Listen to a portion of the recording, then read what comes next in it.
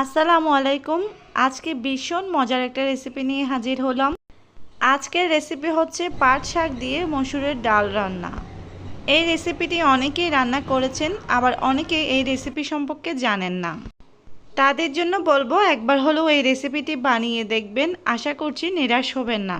প্রথমেই একটা প্যানে আমি 3 টেবিল চামচ পরিমাণ তেল দিয়ে দিচ্ছি।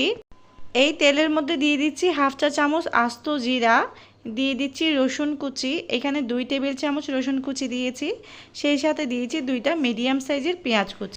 এখানে 4টা কাঁচামরিচ আর 2টা শুকনা মরিচ আমি মাঝখান থেকে ফালি করে দিয়েছি। এখন এগুলো একটু হালকা করে ভেজে নেব। মরিচটা আমি হালকা ঝালের জন্য দিয়ে দিচ্ছি। এরপর দিয়েছি হাফ চা চামচ আদা বাটা। এখন একটুখানি মিশিয়ে নিচ্ছি, 30 সেকেন্ডের মতো ভেজে নেব যাতে করে মশলার কাঁচা গন্ধটা চলে যায়। এখন সামান্য পানি দিয়ে দিচ্ছি যাতে মশলাটা পুড়ে না যায়। এখন দিয়ে দিচ্ছি গুঁড়ো মশলা, হাফ চা চামচ দিচ্ছি হলুদের গুঁড়া, দিয়ে দিচ্ছি হাফ চা চামচ লাল মরিচের গুঁড়া, আর দিচ্ছি স্বাদ অনুযায়ী লবণ।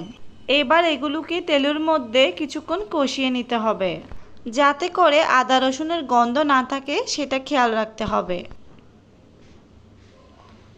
একটু ভালো করে ভেজে নিয়ে তারপর এর মধ্যে আবারও একটু পানি দিয়ে ভেজে নেব, যাতে আমরা শাক রান্না করলে শাকের থেকে যে এক্সট্রা আদার গন্ধটা আসে সেটা যেন না আসে। যখন তেলটা এরকম ভেসে উঠবে তখন মসুরের ডাল দিয়ে দিচ্ছি। এখানে হাফ কাপ ডাল নিয়ে আমি কিছুক্ষণ আগে ভিজিয়ে রেখেছিলাম। এই ডালটাকে আমি খুব ভালো করে ধুয়ে দিয়ে দিলাম। এবার এই ডালটাকে একটু ভেজে নিতে হবে। এবার এর মধ্যে দিয়ে দিচ্ছি 2 কাপ পরিমাণ পানি। পানিটা যে কাপ দিয়ে মেপে নেবেন সেই কাপ দিয়েই দিবেন, অতিরিক্ত পানি দিবেন না। অতিরিক্ত পানি হলে কিন্তু এই রান্নাটা খেতে ভালো লাগবে না। এবার ঢাকনা দিয়ে ঢেকে দিচ্ছি, ডালটা সিদ্ধ হওয়া পর্যন্ত অপেক্ষা করছি। কিছুক্ষণ পর প্রায় 5 থেকে 6 মিনিট পর দেখবেন ডালটা সেদ্ধ হয়ে গেছে। ডালটা সেদ্ধ হতে খুব বেশি সময় লাগবে না।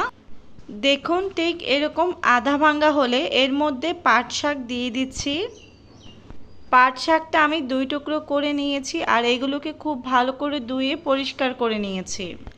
এবার এগুলোকে ডালের সাথে খুব ভালো করে মিশিয়ে নিচ্ছি। ভালো করে নেড়ে মিশিয়ে এবার ঢাকনা দিয়ে ঢেকে দেব।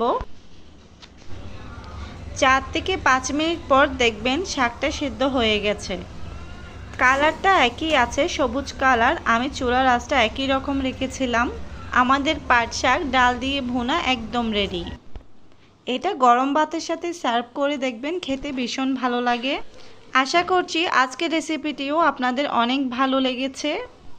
রেসিপিটি ভালো লাগলে লাইক, শেয়ার অ্যান্ড কমেন্ট করতে ভুলবেন না। আল্লাহ হাফেজ।